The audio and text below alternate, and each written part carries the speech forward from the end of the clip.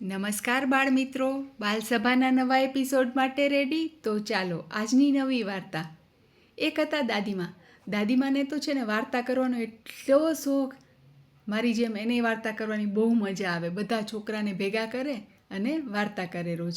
એક વખત દાદીમા સમજાવતા હતા કે આપણે શરીરથી એ સ્ટ્રોંગ હોવા જોઈએ અને મનથી એ સ્ટ્રોંગ હોવા જોઈએ. શરીરથી સ્ટ્રોંગ એટલે એકદમ તાકાતવાળા, હે ને? અને મનથી સ્ટ્રોંગ એટલે નાની નાની વસ્તુથી બીએ નહીં, બુદ્ધિનો પ્રોપર ઉપયોગ કરીએ. હવે પેલા છોકરા હતા ને જે વાર્તા સાંભળતા હતા, એમાંથી ચિંટુભાઈ કહે કે શરીરની શક્તિ છે ને સૌથી સારામાં સારી, એ વિનર થઈ જાય. તો મોન્ટુભાઈ કે ના મનની શક્તિ હોય ને એ લોકો વિનર થઈ જાય. પછી દાદીમાએ એને સમજાવ્યું કે જો બેય શક્તિ હોય પણ એનો પ્રોપર જે તે ટાઈમે ઉપયોગ કરીએ ને એ વિનર થાય. એમ કરીને એણે તો વાર્તા ચાલુ કરી. એક વખત છે ને એક ભાઈ હતા, એ મજૂરી આખો દિવસ કરી એટલે એને આટલા બધા પૈસા મળ્યા. અને એ ભાઈ આખી પોટલીમાં પૈસા બાંધી અને એની ઘરે જતા હતા. રાત થઈ ગઈ હતી અને રસ્તોય સાવ સુમસામ, કોઈ હતું નહીં. એ ભાઈ તો પોટલી છુપાવી અને જતા હતા, પણ એ એકદમ સ્ટ્રોંગ હતા. એવા તાકાતવાળા હતા, પણ બુદ્ધિ એવી હતી, મનથી એટલા સ્ટ્રોંગ. એ તો જતા હતા, ત્યાં એણે શું જોયું, એક ચોર સામે આવી ગયો. આપણને ચોર જોઈને કેવી બીક લાગી જાય, રસ્તો સુમસામ. ચોર છે ને એ થોડોક દુબળો હતો, એ કંઈ ઓલા ભાઈને પહોંચી શકે એમ નહોતો, પણ એના હાથમાં શું હતું, ગન હતી. હવે ગનથી તો કેવી બીક લાગે. ઓલા ચોરે એમ કીધું, ઊભા રહ્યો, તમારી પાસે જી હોય મને આપી દો, નહીં તો હું ગોળી મારી દઈશ. મજૂરે તો જોયું કે હા, એ છે તો દુબળો, પણ એના હાથમાં ગન છે એટલે એ મને મારી શકે. એણે શું કર્યું, પોતાની પોટલી હતી ને એ પૈસાની આપી દીધી કે લ્યો ભાઈ, લઈ લ્યો, બસ પણ મને છોડી દો. સારું, ઓલો ચોર કે જાઓ. 2 ડગલા ખાલી ચાલ્યા ને ત્યાં કે ચોર ભાઈ ઊભા રહ્યો. ચોર કે શું છે, હું ગોળી મારી દઈશ હો. તો કે મારે પોટલી નથી જોતી. તો કે તો એટલે ઓલો મજૂર કે છે ને હું ઘરે જઈશ ને તો મારી વાઈફ છે ને મને ખીજાશે, એમ કહેશે કે તમે ખોટું બોલો છો, પૈસા તો મળ્યા હશે, કોઈ ચોરી નહીં થઈ હોય, પણ તમે છે ને ક્યાંક પૈસા ખોટી જગ્યાએ વાપરી નાખ્યા હશે. હવે મારે એને કેવી રીતે પ્રૂવ કરવું?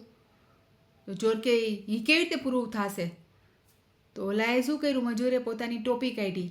એ કે એક કામ કરો ને, આમ હોલ પાડી દો ને, ગોળી મારી દો ને આ ટોપીમાં, તો હું એને કહી શકીશ કે જો એ ગોળી મારવા જતો હતો એટલે મેં એને પોટલી આપી દીધી. ચોર કે સારું, એમ કરીને એણે 2 ગોળી આમ છોડી, 2 હોલ કરી દીધા.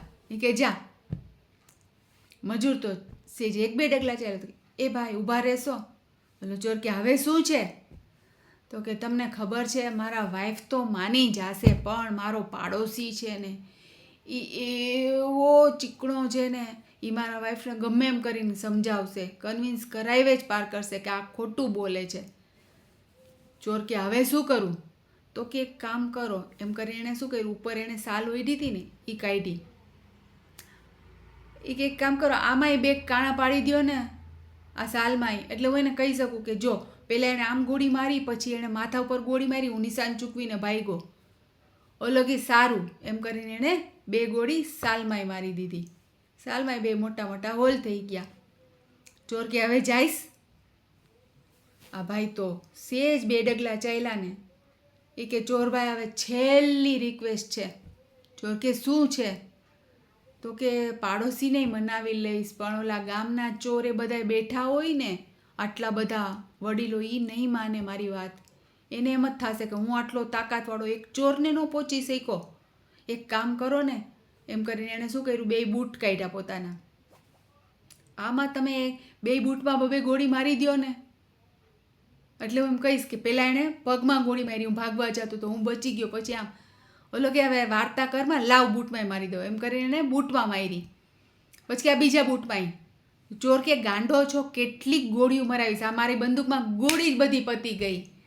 ઓલો મજૂર કે એમ બધી ગોળી પતી ગઈ? ચોર કે ત્યારે શું, કેટલા હોલ પડાવડાવ્યા? ત્યાં તો મજૂર એકદમ મને પકડી લીધો, કારણ કે મજૂર તો વધારે તાકાતવાળો હતો. અને ચોર તો નબળો હતો, એની પાસે શું તાકાત હતી? ખાલી ગનની તાકાત હતી. અને આ મજૂરભાઈએ શું કર્યું? બુદ્ધિથી બધી એની ગોળી સાફ કરાવી નાખી.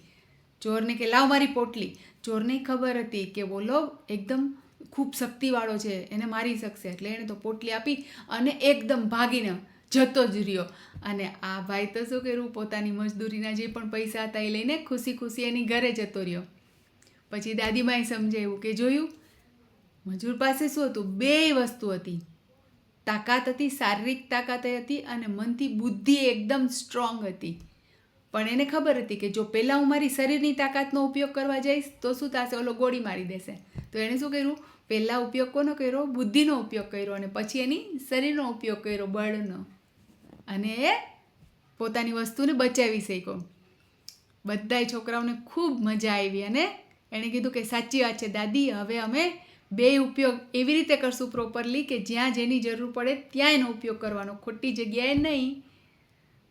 મજા આવી? છોકરાઓને તો મજા આવી. તમને મજા આવી? મજા આવી તો શું કરશું? લાઈક, શેર અને ચેનલને સબસ્ક્રાઈબ કરશું. હા, પણ આટલું બધું કરશું પણ આપણી મેઇન વાત ક્યારેય નહીં ભૂલીએ. પપ્પા મમ્મીનું માનશું. Bye bye, take care.